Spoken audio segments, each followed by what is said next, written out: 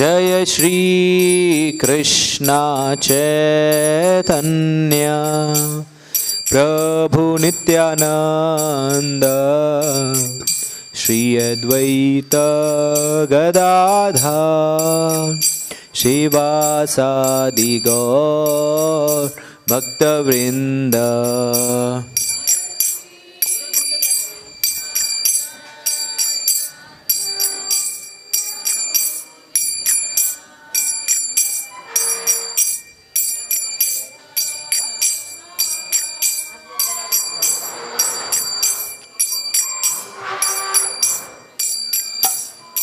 जय श्री कृष्ण चैतन्य प्रभु नित्यानंद श्री अद्वैत गदाधर श्रीवासादि गौर भक्तवृंद।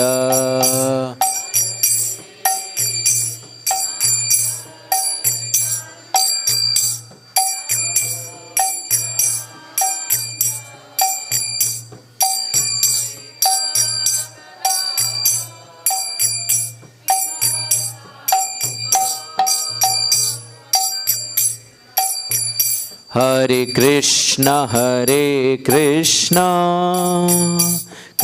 कृष्ण हरे हरे, हरे राम राम राम हरे हरे। कृष्ण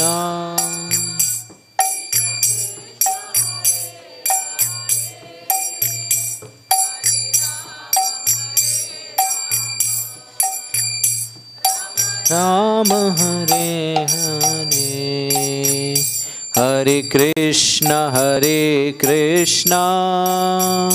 कृष्ण कृष्ण हरे हरे, हरे राम राम राम हरे हरे।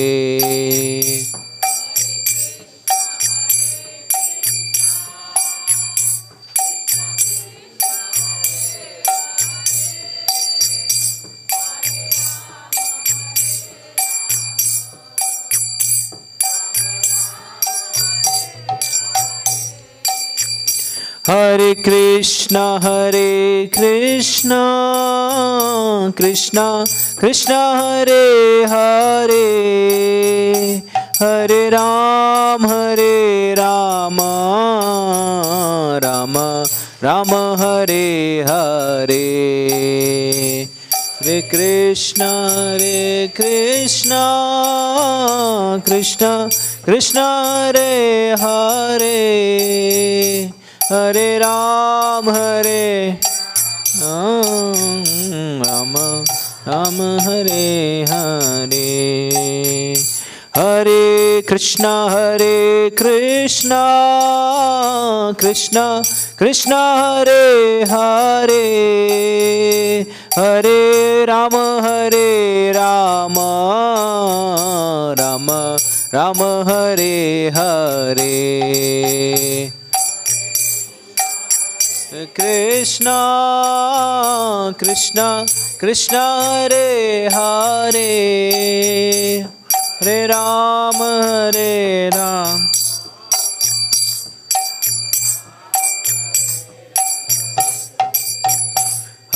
कृष्ण कृष्ण कृष्ण हरे हरे, हरे राम राम राम हरे हरे। हरे कृष्ण कृष्ण कृष्ण हरे, हरे राम हरे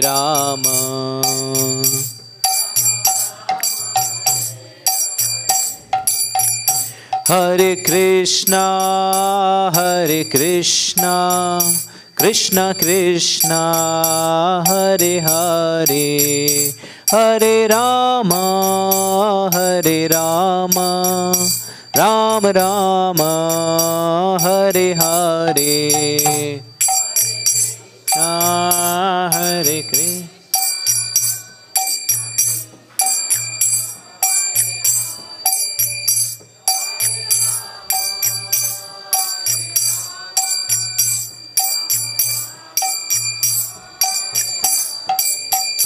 हरे कृष्ण हरे कृष्णा कृष्णा कृष्णा हरे हरे हरे राम राम राम हरे हरे कृष्णा कृष्णा कृष्णा हरे हरे राम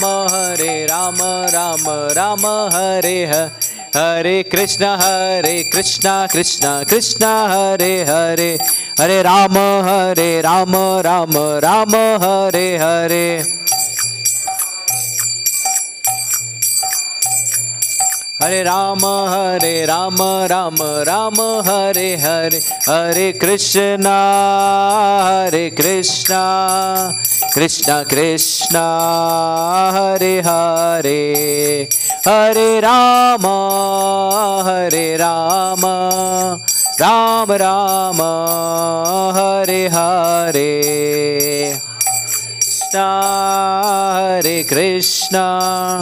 कृष्णा कृष्णा हरे हरे हरे राम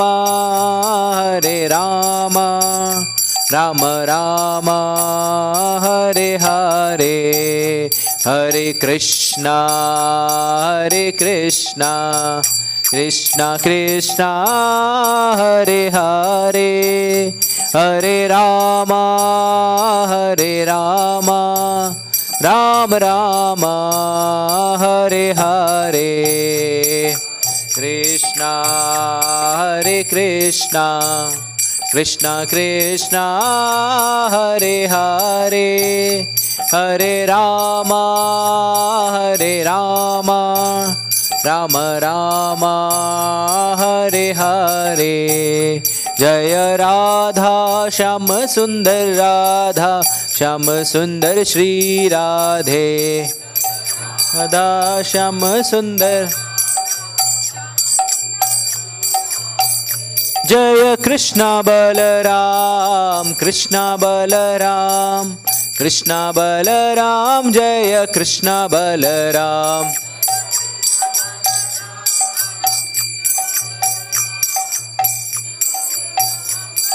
कृष्ण जय गौरानिताय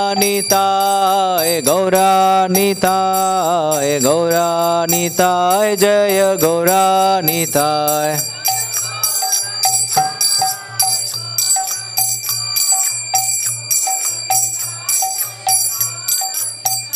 जय जय प्रभुपाद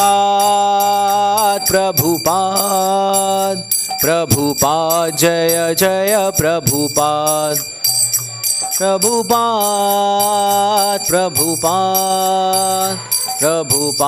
जय जय प्रभुपाद जय जय गुरुदेव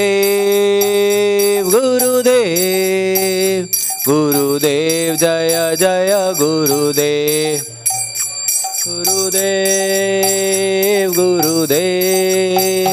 गुरुदेव जय जय गुरुदेव। हरिनाम संकीर्तन की जय, हरे कृष्ण महामंत्र की जय, जगद्गुरु श्रील प्रभुपाद की जय। हरे कृष्ण। ओम नमो भगवते वासुदेवाय। ओम नमो भगवते वासुदेवाय। ओम नमो भगवते वासुदेवाय। हरे कृष्णा। आज हम श्रीमद् भागवतम के 9वें स्कंद के 11वें अध्याय के श्लोक संख्या 6 की विवेचना करने का प्रयास करेंगे। तो श्लोक जो है पटल पे है, मैं पढ़ूंगा, उसके बाद आप लोग दोहरा सकते हैं।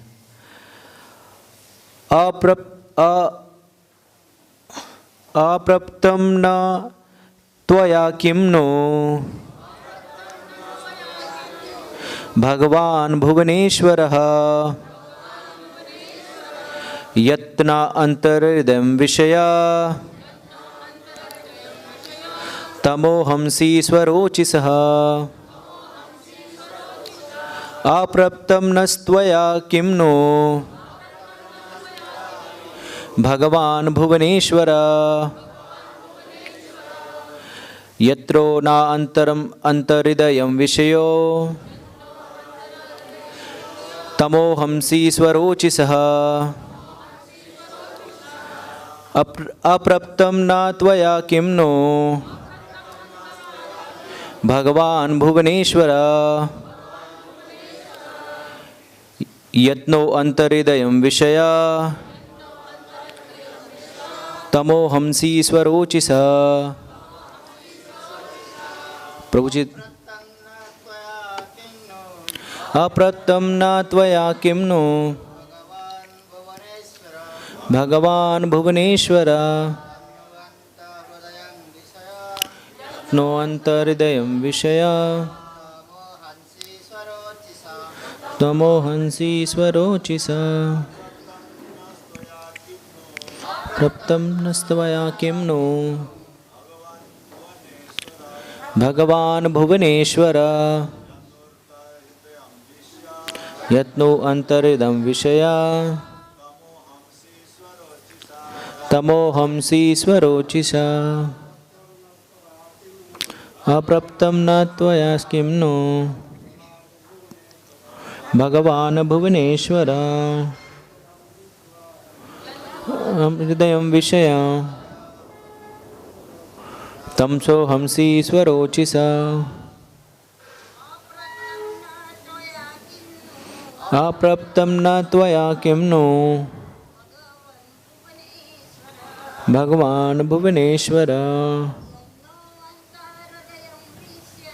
यन्नो अंतरं विषया तमोहंसि स्वरोचिषः। अप्रप्तं त्वस्तनया किं नो भगवान् भुवनेश्वर यन्नो अंतरदं विषया नमोहंसि स्वरोचिषः। अप्रप्तं नस्त्वया किं नो भगवान् भुवनेश्वर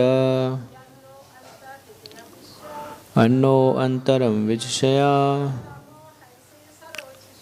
तमोहंसि स्वरोचिषः। शब्दार्थ अनुवाद व तात्पर्य जगत गुरु श्रील प्रभुपाद जी के द्वारा। जगत गुरु श्रील प्रभुपाद की जय। मैं शब्दार्थ दोहरा रहा हूँ, आप लोग पीछे दोहराने का प्रयास करिए।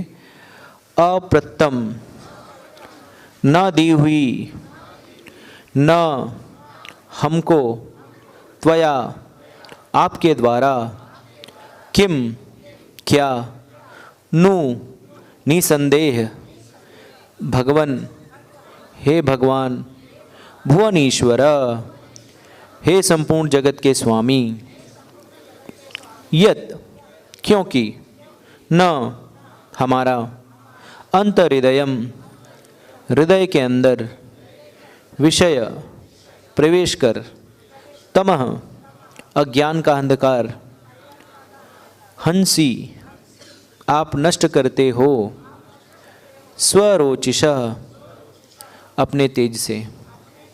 अनुवाद जगत गुरु श्रील प्रभुपाद जी के द्वारा। जगत गुरु श्रील प्रभुपाद जी की जय। आप लोग दोहरा सकते हैं अनुवाद मेरे पीछे।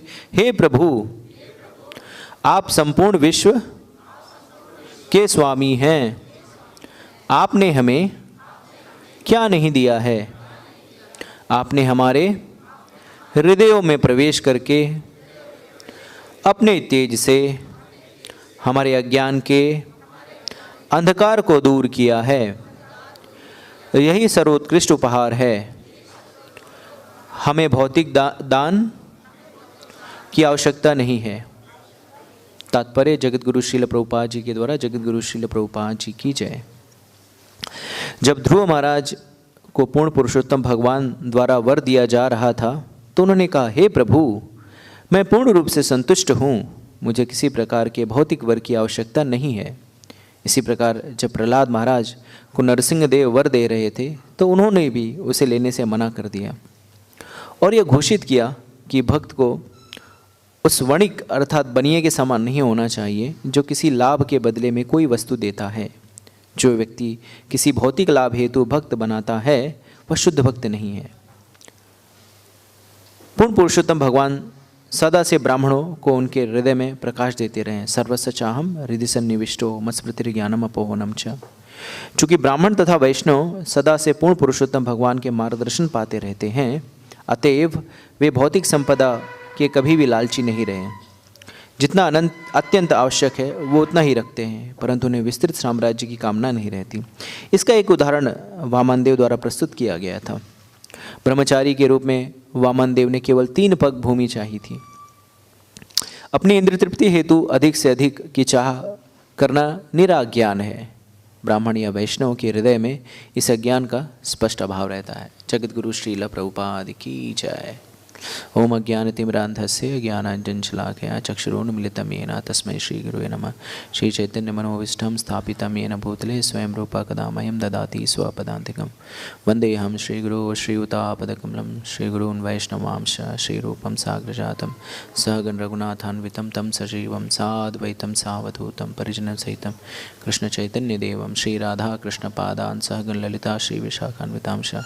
नमो विष्णुपादाय कृष्णपृष्ठाय भूतले श्रीमते भक्ति वेदांत स्वामी निति नामने। नमस्ते सरस्वती देवे गौरवाणी प्रचारणे निर्विशेष शून्यादि पाश्चात्य देशधारणे। जय श्री कृष्ण चैतन्य प्रभु नित्यानंद श्री अद्वैत गदाधर शिवासादि गौर भक्तवृंद। हरे कृष्णा कृष्णा कृष्णा हरे हरे, हरे राम राम राम हरे। मुखम करोति वाचालं पंगुं लंघयति गिरिं यत्कृपातमं वन्दे श्रीगुरो दीनतारिणं। नमो विष्णु।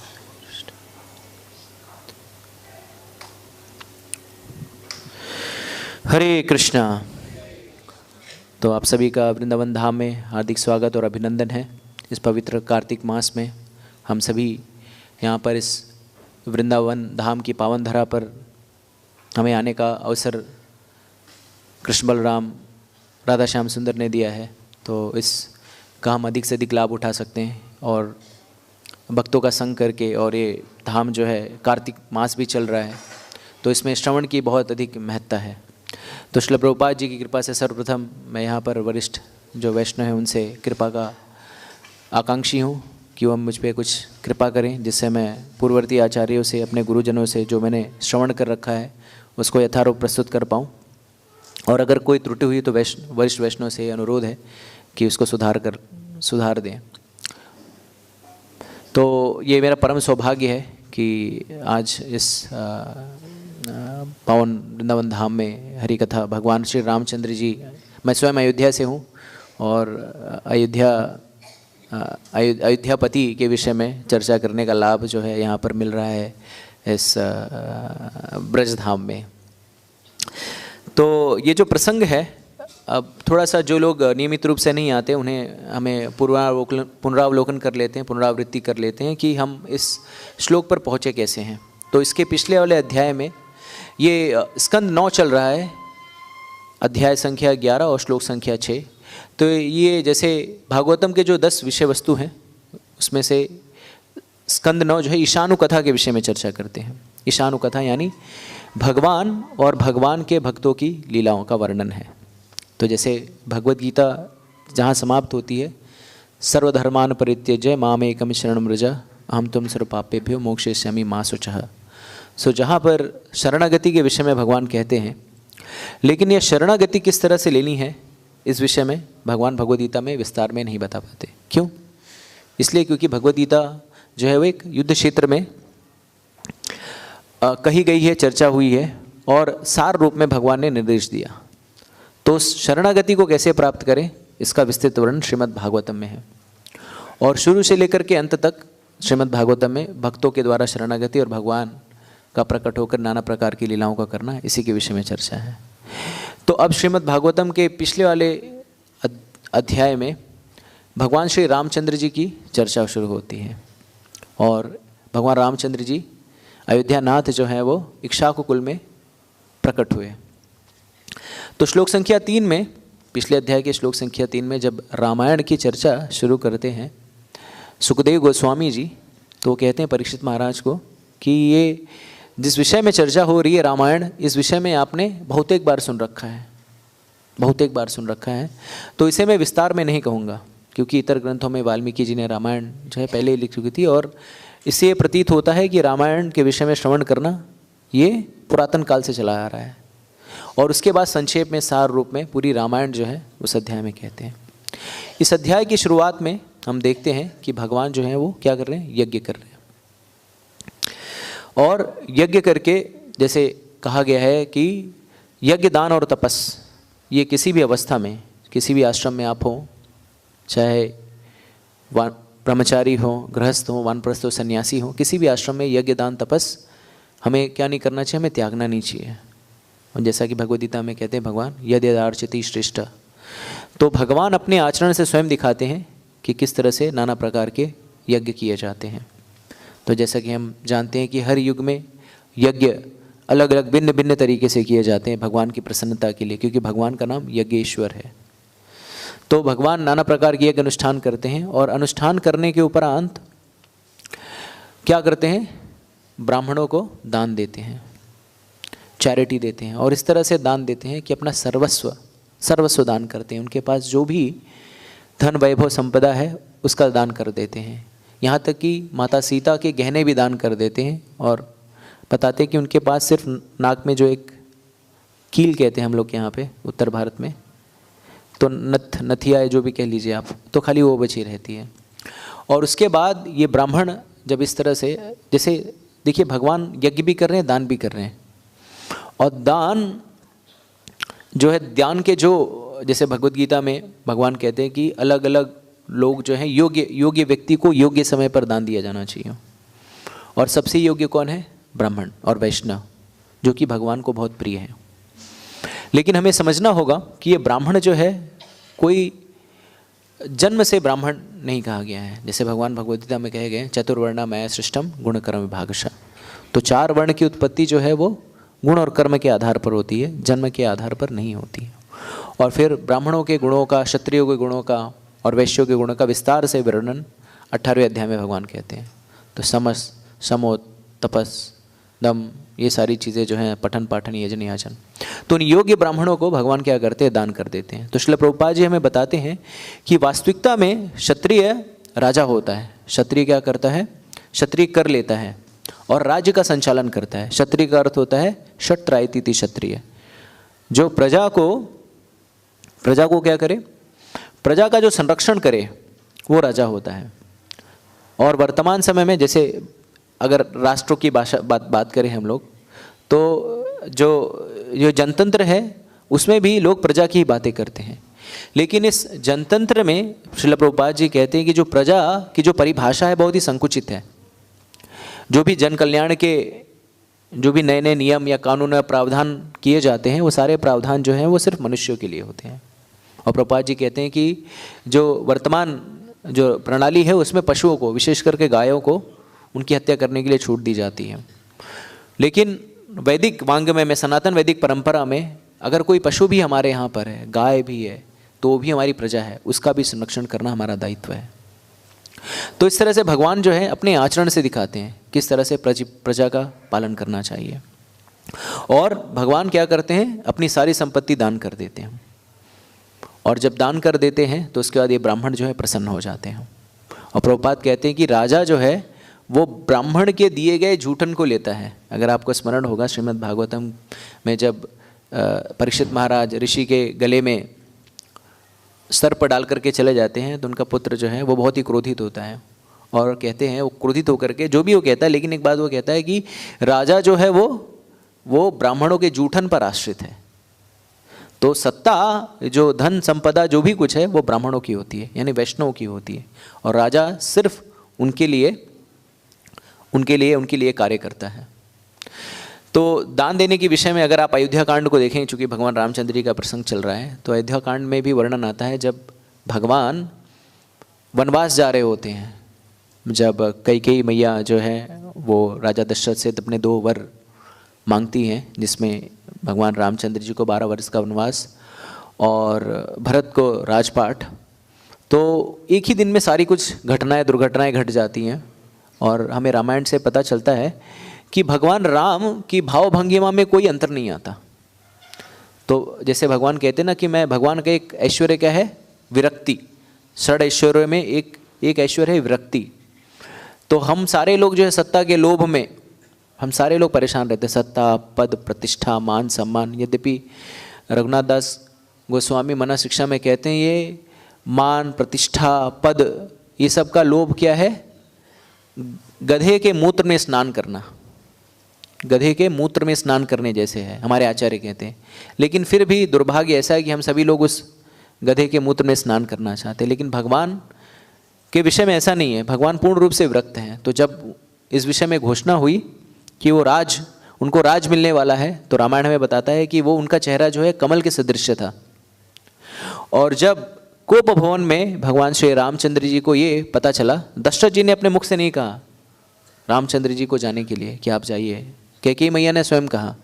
और जब उन्हें ये कहा गया कि आपको जो है वनवास जाना है, तो भी रामायण वाल्मीकि मुनि हमें बताते हैं, तो भी भगवान का जो चेहरा था वो भी कमल के सदृश था, उगते हुए कमल के सदृश। तो उनकी भावभंगिमा में कोई अंतर नहीं हुआ। तो ऐसे हमारे प्रभु हैं। तो जब भगवान जाने लगे तो उनके पास जो भी कुछ था उन्होंने क्या किया, उन्होंने पूरे खुले हाथों से जो है सबको वितरित किया।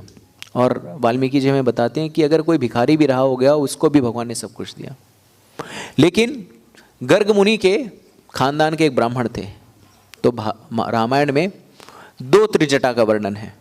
एक त्रिजटा जो है वो किसकी पुत्री है, किसी को याद है? विभीषण की पुत्री है। और ये त्रिजटा जो है वो ब्राह्मण है। तो 2 त्रिजटा है। तो शुरुआत में अयोध्याकांड में त्रिजटा का वर्णन है, आगे भी त्रिजटा का वर्णन है। लेकिन ये त्रिजटा गर्ग मुनि के खानदान से आते हैं। तो ये हमें पता चलता है, आचार्यगण शास्त्र में बताते हैं, त्रिजटा जो ब्राह्मण थे वो क्या करते थे, दैनिक रूप से जाते थे और जंगल में जाकर के लकड़ियाँ, कंदमूल इत्यादि इकट्ठा करते थे। और उसके बाद जो भी उनसे प्राप्त होता था उससे भोजन इत्यादि बनाते थे और अपना भरण पोषण करते थे। तो हमारी परंपरा ही रही है कि इस तरह से ब्राह्मणों को वास्तविकता में धन नहीं संचय करना चाहिए, धन संचय करने के विषय में, क्योंकि वो पूर्ण रूप से भगवत कृपा पर आश्रित होते हैं। तो वो इस तरह से कार्य करते थे। और फिर जब कई दिनों तक जो है वो जीर्ण शीर्ण हो गए थे, क्योंकि अब रोज रोज खाली फली खाएंगे तो हृष्ट पुष्ट कैसे होंगे, तो बच्चे भी थे छोटे छोटे। तो उनकी पत्नी को पता चला कि भगवान रामचंद्र जी क्या कर रहे हैं, धन वितरित कर रहे हैं।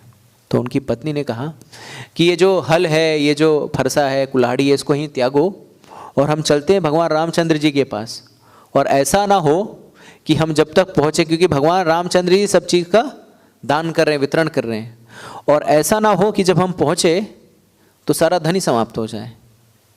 तो ये कुछ आचार्य कहते हैं कि ये जो ब्राह्मण था इतनी तेजी से भागा कि जब वो भगवान राम के समक्ष उनके दरबार में पहुँचा है जहाँ राम थे, तो पूरी तरह से इसकी हृदय गति जो है बहुत ही तीव्र गति से चल रही थी और ये हाँफ रहा था पूरी तरह से।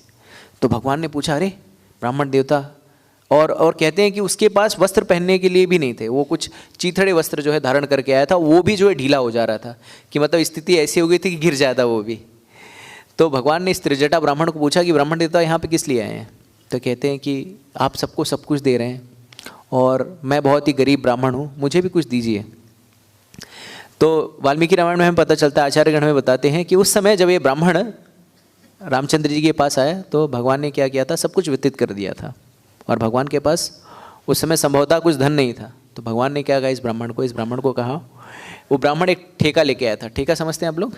बांस का, छड़ी कह सकते हैं हम लोग। तो छड़ी लेके आया था। तो भगवान ने उसे कहा, रामचंद्र जी ने उससे कहा कि ये ठेका जो है, ये ठेका लो और इस ठेके को घुमा करके फेंको। और बहुत सारी जो शाही गायें हैं, तो शाही गायों का अर्थ क्या है कि उन गायें विशेष होती थी, उनके खुरों में रत्न जड़ित होते थे, सींगों में रत्न जड़ित होते थे। तो जैसे शाही गायें जो हैं, लाखों की संख्या में शाही गायें जो हैं वो चर रही हैं। तो ये ठेका जितनी दूर जाएगा और जितनी भी गायें इसके अंतर्गत आएंगी वो सारी गायें आपकी। और ये बालक, ये जो ब्राह्मण है बहुत ही पतला है, तो किसी को लगे उपहास कर रहे हैं भगवान, लेकिन भगवान खुद ही उसको शक्ति देते हैं और वो अपने दंड को फेंकता है और वो दंड जो है वो सरयू के उस पार जाता है। तो अगर जो लोग अयोध्या गए होंगे, अयोध्या नदी के उस पार एक जिला है जिसको कहते हैं गोंडा। तो ये जो डंडा जो उस तरफ गिरा, इस कारण से उस जिले का नाम पड़ गया गोंडा, अप्रभंश हो गया। और वहाँ पर जितनी भी गायें थी वो गायें जो है वो ब्राह्मण लेके जाता है। फिर भगवान, चूँकि देखिए भगवान की संवेदनशीलता देखिए, हम हम सभी जैसे कहते हैं ना, तोल मोल करके बोलिए, या ऐसे कहा जाता है कि जो वाणी है उसे प्रिय बोलनी चाहिए और इस तरह से बोलनी चाहिए किसी को दुख ना पहुँचे। तो भगवान, चूँकि ये ब्राह्मण बहुत ही दुबला पतला था, तो कहीं ना कहीं इस ब्राह्मण को ये लगा कि भगवान मेरा उपहास कर रहे हैं। अगर कोई सिरकिया पहलवान हो, ऐसा पतला सा व्यक्ति हो, उसको कहा जाए कि दीवार तोड़िए, तो उसका उपहास करने जैसा है। तो भगवान बड़ी संवेदनशीलता से उनको कहते हैं, हे ब्राह्मण देवता, ये मत सोचना कि मैं आपका उपहास कर रहा था, मैं तो आपकी शक्ति जग जाहिर करने के लिए मैंने आपसे कहा कि आप जो है दंड फेंकिए। और यही नहीं, ब्राह्मण मुझे बहुत ही प्रिय हैं और इनके ऊपर सब कुछ देना जो है ये मुझे बहुत ही अच्छा लगता है। मुझसे इससे प्रिय कोई विषय ही नहीं है, यानी वैष्णव को, भक्तों को देकर देने से प्रिय मुझे कोई विषय वस्तु ही नहीं है। और मेरे पास जितना भी आएगा मैं सब ब्राह्मणों को देता जाऊंगा।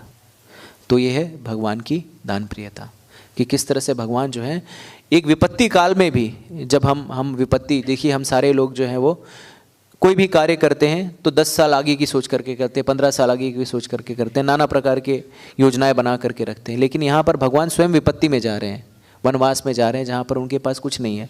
और ये भी कोई इस चीज़ की प्रत्याभूति नहीं है कि भगवान जब वापस आएंगे तो उन्हें राज्य मिलेगा, लेकिन फिर भी वह सहस्त्र रूप से दान करते जा रहे हैं। तो ऐसे दानप्रिय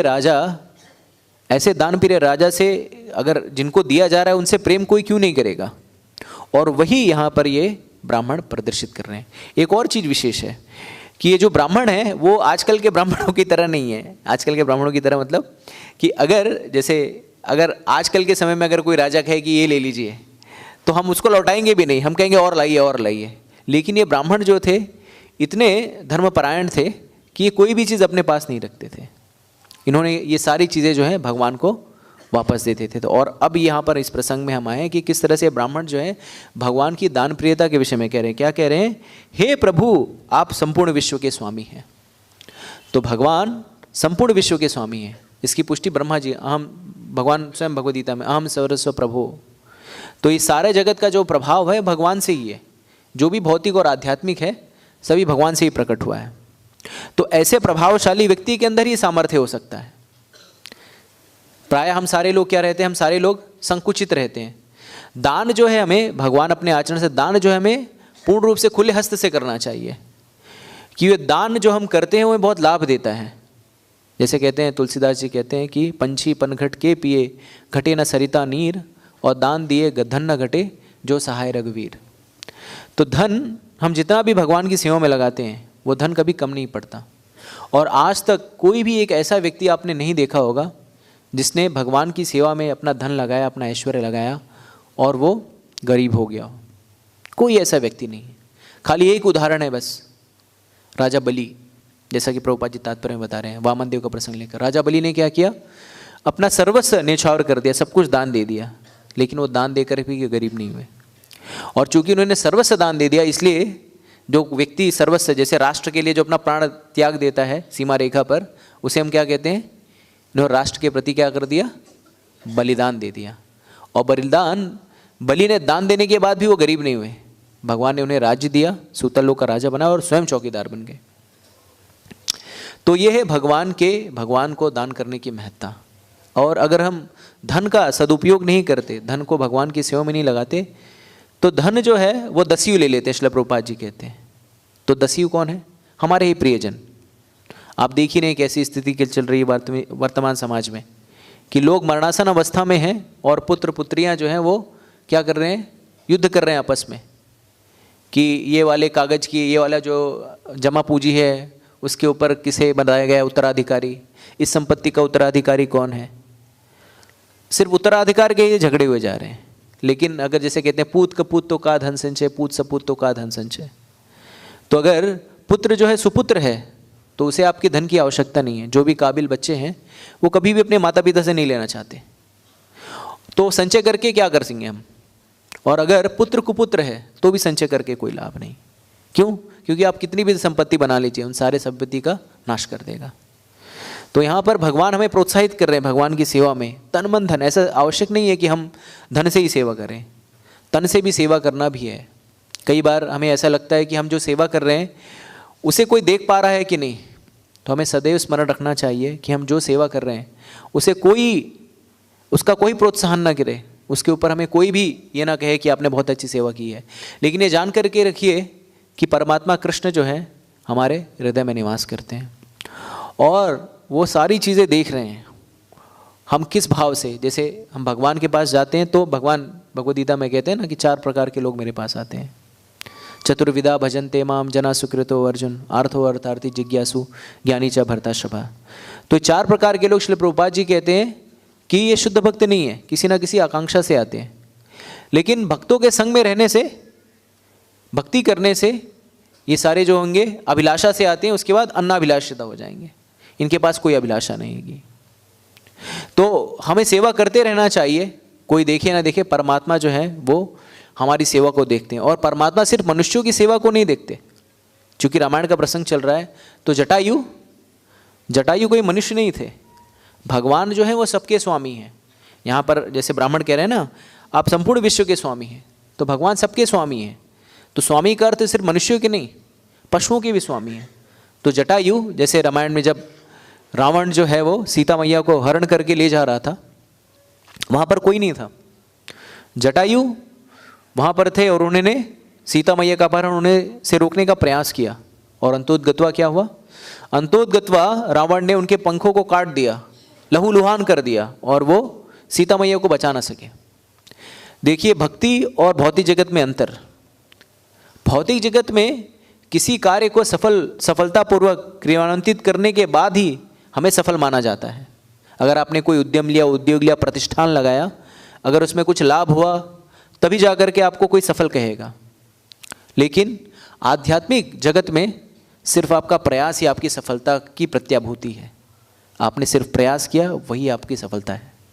और जटायु ने प्रयास किया और फिर जब भगवान सीता मैया को खोजते खोजते जब जटायु के पास पहुँचे तो वो भगवान श्री रामचंद्र जी जो पूरे जगत के स्वामी हैं, जिन्होंने अपने पिता को पिंडदान नहीं दिया, उनके चिता को मुखाग्नि नहीं दी, उन्होंने एक पक्षी गरुड़ को अपने जांग पर बिठाया और भगवान को देखते देखते उन्होंने प्राण त्याग किया। और उसके उपरांत भगवान ने उसकी अंत्योष्टि की। अंत्योष्टि की किसकी? पक्षी की अंत्योष्टि की भगवान ने क्या देखा? भगवान ने सिर्फ और सिर्फ प्रयास देखा। तो भगवान सिर्फ मनुष्यों के स्वामी नहीं, पशु पक्षियों के भी स्वामी हैं। अगर आप आगे चलेंगे तो हम देखते हैं युद्धकांड में कि किस तरह से जब सेतु का निर्माण हो रहा था तो वहाँ पर सारे लोग अपने अपने प्रयासों में लगे हुए थे। कोई बड़ा सा पत्थर ले आ रहा था, क्योंकि वो लोग कोई सभ्य लोग नहीं थे। जो लोग सेतु का निर्माण कर रहे थे उन्होंने कोई अभियांत्रिकी में नागरिक अभियंता नहीं थे, वो लोग एक सामान्य पशु पक्षी थे। तो आप सोचिए कि भगवान, जैसे श्रीमद् भागवतम के 5वें स्कंद के 19वें अध्याय में किम पुरुष वर्ष का वर्णन है, और किम पुरुष वर्ष का वर्णन जब है उसमें बताया जाता है कि किम पुरुष वर्ष में हनुमान जी निवास करते हैं और वहां पर जो सारे लोग हैं सब राम भक्त हैं।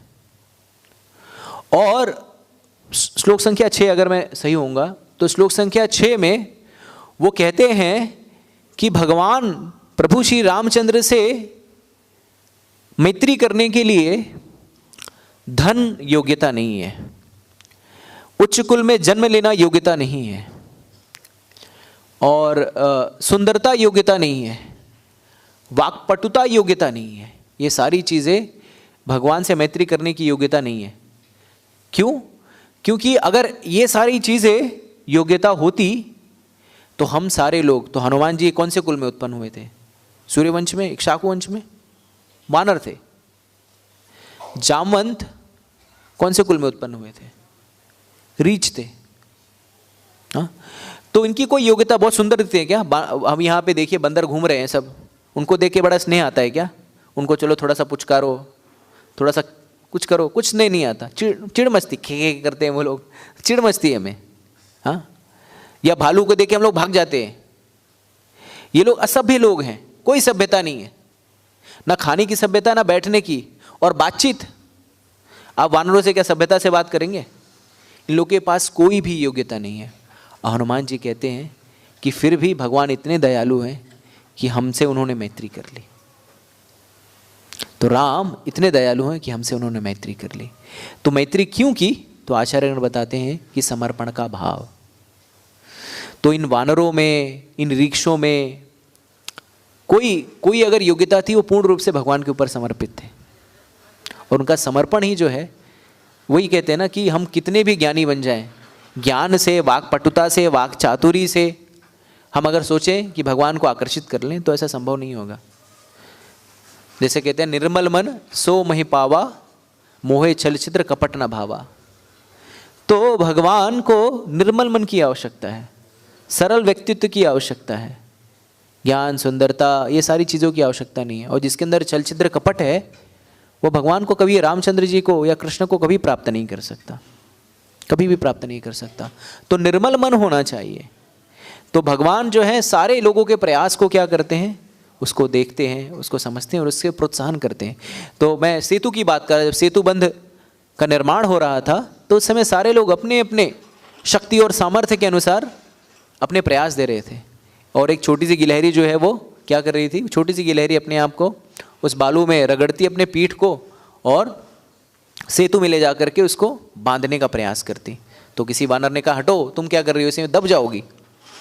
लेकिन भगवान ने जब उसके प्रयास को देखा, तो भगवान का मन द्रवित हो गया कि उसने अपने हिसाब से छोटा सा जो योगदान दिया। और कहते हैं कि अगर आप गिलहरी की उस पर देखिए, 2 निशान हैं, तो निशान भगवान ने उसके ऊपर प्यार से ऐसे फेरे, उंगलियां अपनी फेरी, और भगवान वो उसके निशान जो है गिलहरी के ऊपर पड़ गए। तो हमें समझना होगा कि हम सभी, कोई भी, हम सभी जो यहाँ पर उपस्थित है, हमें सिर्फ अपने अपने योगदान को अपने अपने सामर्थ्य के अनुसार अपना समर्पण प्रस्तुत करना है। और जितना समर्पित भाव, जितना सरल हृदय हमारा रहेगा, उतना ही हम भगवान की कृपा को आकर्षित कर पाएंगे। लेकिन ये सरल हृदय का भाव जो है वो कृत्रिम रूप से प्रकट नहीं होगा। अगर आप सोचें मैं सरल बन जाऊं, तो सरल बनने के लिए कृत्रिम रूप से आप प्रयास नहीं कर सकते। देखिए, सरलता में और बचकानेपन में अंतर है। हमें सरल होना है, लेकिन बचकाना नहीं होना है।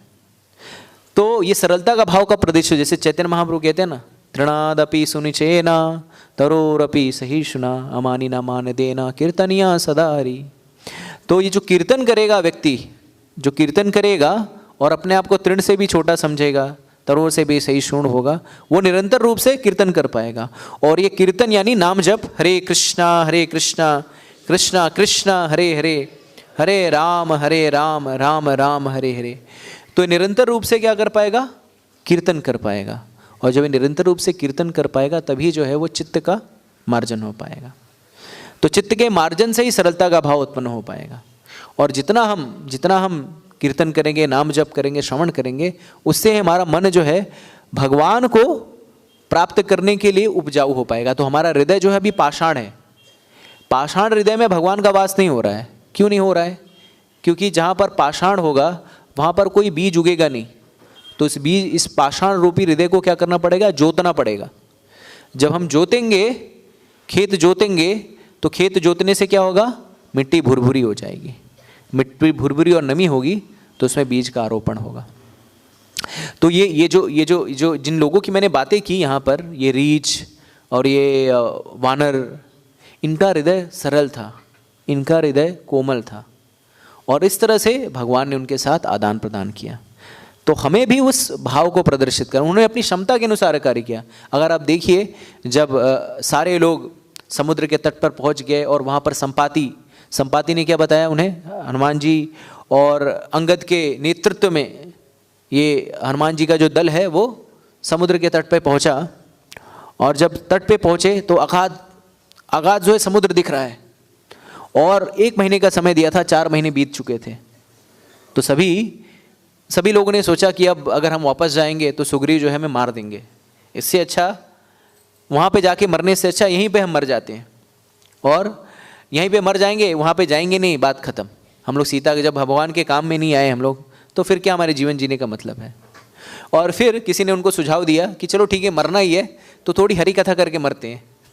तो देखिए भक्तों का भाव कि मरने के समय मरना भी है तो भी हरी कथा करके करते हैं। और फिर उन्होंने क्या किया, वो सारे रामायण का गान करने लगे। जैसे ये कार्तिक महीना चल रहा था, अभी दामोदर 2 दिन पहले दीपावली थी, तो हम दीपावली की विशेषता में हम देखते हैं कथा में, दामोदर लीला में, कि माता यशोदा जो है वो दही मंथन कर रही है, दधी मंथन कर रही है, चूड़ियाँ खनक रही हैं और भगवान की लीलाओं का गुणगान कर रही हैं। तो ये भक्तों का चरित्र होता है कि कोई भी अवसर जो है वो उसे व्यर्थ नहीं करते, हर अवसर का सदुपयोग करते हैं कृष्ण को, राम का गुणगान करने हेतु।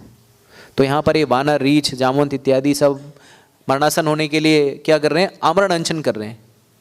जैसे आजकल राजनेता भी आमरण अनशन करते हैं, लेकिन उनका उद्देश्य क्या होता है? उनका उद्देश्य भगवत प्राप्ति नहीं होता, उनका उद्देश्य अपने राजनीतिक गोटी को सही करना होता है। और ऐसा अनशन जो है वो तामसिक कहलाता है, भगवान भगवद गीता में बताती है। लेकिन ये तामसिक अनशन नहीं है, ये सात्विक, शुद्ध सात्विक अनशन है, ये भक्ति के अंतर्गत है। और जब वो गान करते हैं तो संपाति को सुनाई देता है जटायु का नाम, और फिर जटायु के बारे में जब कहते हैं कि अगर ये कैकेयी ने इस तरह से, फिर वो पूरे प्रसंग को आते हैं और बताते हैं कि इस तरह से रावण जो है वो सीता को ले जाता है और जटायु उनको बचाने का प्रयास करते हैं और जटायु जो है मारे जाते हैं। और जब जटायु के विषय में उनके भाई साहब संपाति सुनते हैं तो उनके पंख कट गए रहते हैं, वो बहुत दिन से वेट कर रहे थे, और वो सारी उसके पहले वो बहुत खुश रहते हैं संपाति जी। उनको लगता है कि ये लोग मर जाएंगे, मुझे कहीं जाने की आवश्यकता नहीं, इनको मैं प्यार से खा लूँगा। और जैसे ही जटायु के बारे में सुनते हैं कि जटायु मर गया तो उनके कान खड़े हो जाते हैं और फिर वो जिज्ञासा करते हैं क्या हुआ क्या नहीं। और फिर संपाति बताते हैं कि यहाँ से मैं देख पा रहा हूँ, संपाति चूंकि गिद्ध हैं तो उनकी दृष्टि बहुत दूर तक जाती है, तो कहते हैं कि रावण ही जो है सीता को लेके गया है। और अब सीता, ये पता तो चल गया कि रावण लेके गया है सीता को, लेकिन सीता का पता वास्तविकता में लगाएगा कौन? और अगाध समुद्र दिख रहा है, किसी को सूझ नहीं रहा है कि कौन जाएगा कौन जाएगा। सारे लोग हताश निराश बैठे हैं। एक तो पहले से निराशा थी, अब कुछ आशा की किरण दिखाई दे रही है, लेकिन फिर भी हताशा ही है। और फिर वो बैठे हैं क्या करें। और फिर सब लोग जो है अपनी अपनी शक्तियों का बताने लगते हैं कि मेरी कितनी शक्ति है। तो कोई वानर कहता है मैं 5 योजन जा सकता हूँ, कोई वानर कहता है मैं 10 योजन जा सकता हूँ। अंगद जो नेतृत्व करता थे वो कहते हैं कि मैं जा तो सकता हूँ लेकिन वापस नहीं आ सकता। क्यों? मेरे पास इतनी शक्ति नहीं रह जाएगी वापस आने की। जामवंत जी जो कि उस समय बहुत वृद्ध हो चुके रहते हैं, जामवंत जी कहते हैं कि मैं जब युवा था, तो बताते हैं, अभी हम बलि महाराज का प्रसंग हम चर्चा कर रहे थे, तो बता रहे थे कि जब मैं युवा था तो उस समय जब भगवान ने 3 पग में बलि महाराज की सारी संपत्ति को हर लिया था, तो जब भगवान ने उग्रम रूप दिखाया था और पैर ऊपर किए, तो मैंने उस समय भगवान के चरणों की 7 परिक्रमा लगाई थी। लेकिन अब मैं बूढ़ा हो चुका हूँ। लेकिन और सब कुछ बोल रहे हैं, हनुमान जी जो है वो चुपचाप बैठे हैं। और फिर जामवंत जी जो है हनुमान जी को याद दिलाते हैं कि आपके अंदर शक्तियाँ कितनी हैं, आप कुछ भी करने के लिए सक्षम हैं, आप पवनसुत हैं, ये आपके अंदर अगाध शक्ति है, आप इस नदी को सुखा सकते हैं। और जब उनको, क्योंकि हनुमान जी को श्राप था कि वो अपनी शक्तियों को विस्मरण हो जाता है, और जब वो देखते हैं सारे वानर देखते हैं कि हनुमान जी को सब लोग प्रोत्साहित कर रहे हैं, तो कोई उनकी टांग खींचने पे नहीं लगता कि यार इसको गिरा दो, अरे ये क्या जाएगा। अंगद, चूंकि अंगद क्या थे? नेतृत्व करता थे, कप्तान थे। हाँ, वो कह सकते थे ना, अरे ये क्या, ये मेरे सामने क्या जाएगा, मैं इसका नेतृत्व कर रहा हूँ, मैं यहाँ का नेतृत्व करता हूँ, नेता हूँ, इसका क्यों गुणगान कर रहे हैं। लेकिन रामायण हमें बताता है कि सारे लोग, चूंकि भक्ति का भाव था, मैत्री का भाव था, सारे लोग एक सुर में हनुमान जी को प्रोत्साहित करने लगते हैं। और फिर हनुमान जी अपने आप को बड़ा करते बहुत बड़ा करते हैं, और फिर अपना ही गुणगान करने लगते हैं कि मैं इतना शक्तिशाली हूँ कि मैं क्या करूँगा, मैं अपने इस हस्त कमल से पूरे सागर को सुखा दूंगा, उलझ दूंगा सारा पानी, इस पर्वत को तोड़ दूंगा। और फिर सारे लोग मिल करके उनकी जय जयकार करते हैं। क्यों? क्योंकि कोई भी, ये हमें समझना होगा, जब हम सेवा करते हैं, भक्तों के संग में रहते हैं, तो हमें अपनी अपनी सीमाओं को समझना चाहिए कि हमारी कितनी सीमा है और उस सीमा के अंतर्गत मैं कितना कार्य करता रहता हूँ। जैसे अभी प्रभु जी से बात हो रही थी कि गधा और घोड़ा जो है एक साथ नहीं दौड़ सकते, गधे का दूसरा काम है, घोड़े का दूसरा काम है। तो उसी तरह से हम सभी लोगों को अपनी वृत्ति के अनुसार, प्रभुपाद जी देवी वर्णाश्रम व्यवस्था की बात करते थे, तो अपने वृत्तियों के अनुसार, अपने स्वभाव के अनुसार अपनी सेवाओं को चुनना चाहिए। और उस सेवा में अगर कोई हमसे अच्छा कर रहा है या अच्छा कर पा रहा है या उसकी योग्यता है, तो हमें उसको सदैव प्रोत्साहित करना चाहिए। और इस प्रोत्साहन को करने से, जैसे अगर आप देखें तो इस पूरे प्रसंग में एक व्यक्ति जो था उसने सबसे महत्वपूर्ण कार्य किया। वास्तविकता में सुंदरकांड में अगर देखा जाए तो सुंदरकांड के नायक कौन है? हनुमान जी हैं। लेकिन एक व्यक्ति जो है वास्तविक नायक वो है, वो कौन है? जामवंत जी। तो वास्तविक नायक का कार्य जामवंत जी ने किया। तो वास्तविक नायक जो होता है वो योग्य नायक को आगे करता है और खुद पीछे रह जाता है। क्यों? क्योंकि उसे पता है कि भगवत कार्य में ये नायक जो है ये हमसे ज़्यादा आगे कार्य कर पाएगा। तो इस तरह से हम देखते हैं कि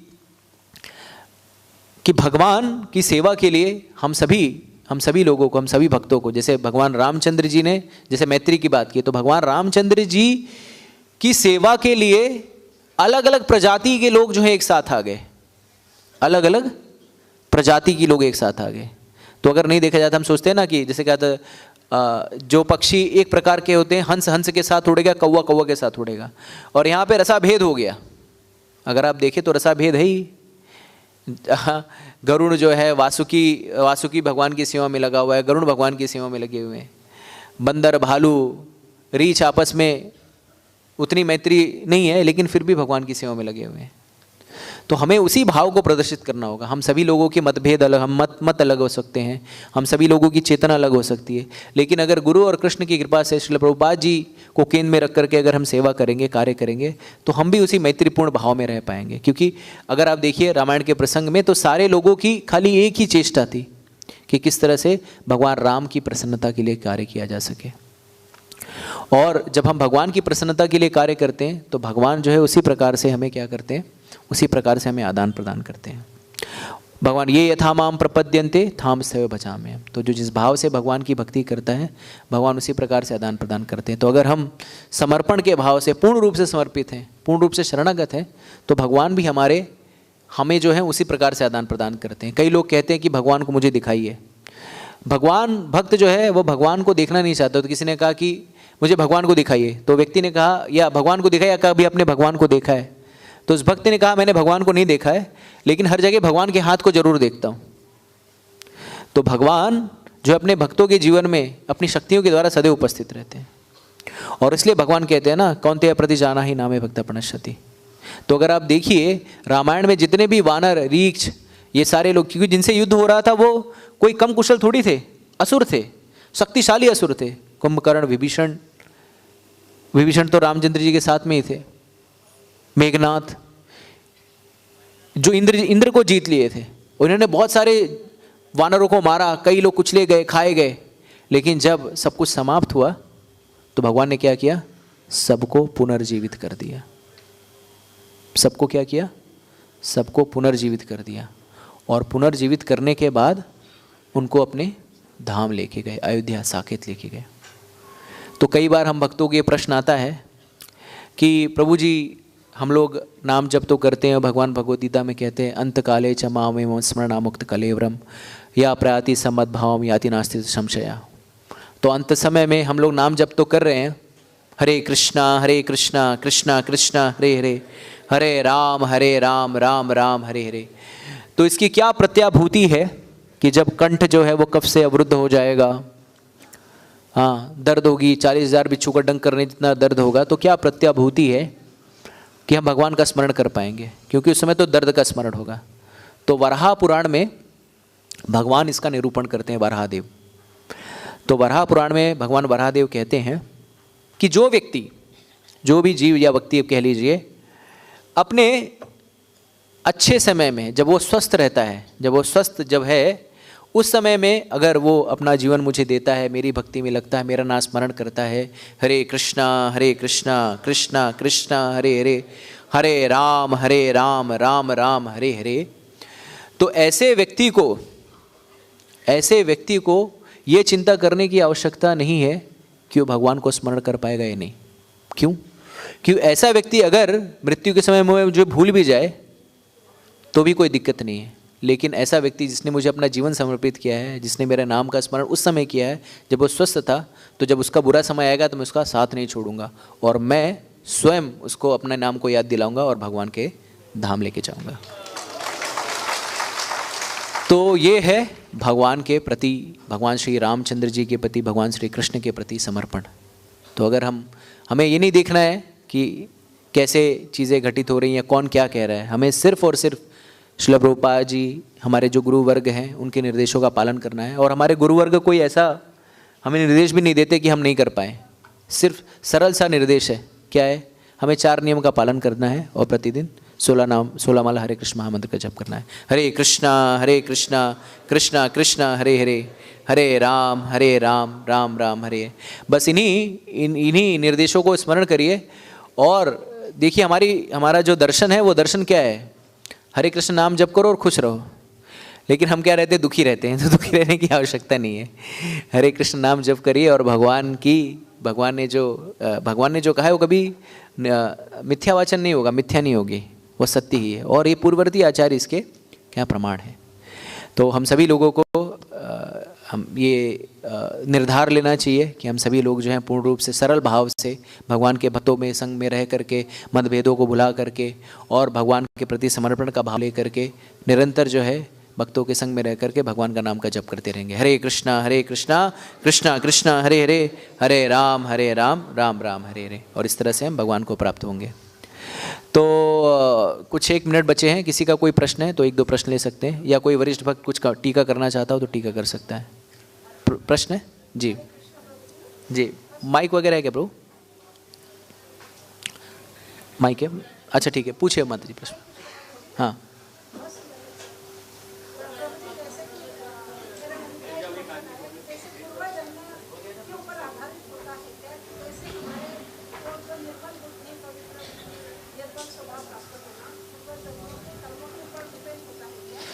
जी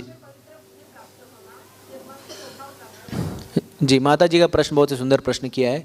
माता जी का प्रश्न है कि पूर्व जन्म का कुछ कर्मफल होता है जिससे क्या निर्मल बुद्धि प्राप्त होती है क्या? तो ये निर्मल बुद्धि प्राप्त होना जो सबसे महत्वपूर्ण विषय वो संग। जैसे लोगों के संग में रहेंगे आप, और जैसा, क्योंकि संगत से गुण होता है, संगत से गुण जात। तो आपको निर्मल मन प्राप्त करने के लिए निर्मल भक्तों का संग लेना पड़ेगा। क्योंकि हम लोग वैष्णव संघ की बात करते हैं ना, तो कई भक्त जब आप उनका संग लेते हैं ना तो आपका मन निर्मल नहीं होता, कलुषित हो जाता है। वो भक्त वो कर रहा है, ऐसा हो रहा है, वैसा हो रहा है, ऐसा हो रहा है। तो आपको प्रयास करना चाहिए ऐसे भक्तों का संग लें जो कृष्ण प्राप्ति, कृष्ण भक्ति के लिए गंभीर हो, और वो उनकी रुचि सिर्फ हरि कथा में हो, कृष्ण चर्चा, यहाँ वहाँ की चीज़ों में नहीं हो। तो जैसे कौवा और हंस की बात होती है ना, तो हमें भक्त कौवा और हंस नहीं होते, भक्त होते हैं। लेकिन ऐसे भक्तों का संग लीजिए जो इतर चीज़ों को छोड़ करके सिर्फ कृष्ण के विषय जिनकी रुचि हो, हरि नाम में रुचि हो। और जैसे कि मैंने कथा के दौरान बताया भी कि ये नाम जप करने से हरे कृष्णा कृष्णा कृष्णा हरे हरे, हरे राम राम राम हरे हरे, हमारे चित्त का मार्जन होता है और हमारा मन जो है वो निर्मल होता है। ठीक है, हरे कृष्ण। जी माता जी आपका प्रश्न? जी बस एक प्रश्न और समाप्त। Thank you.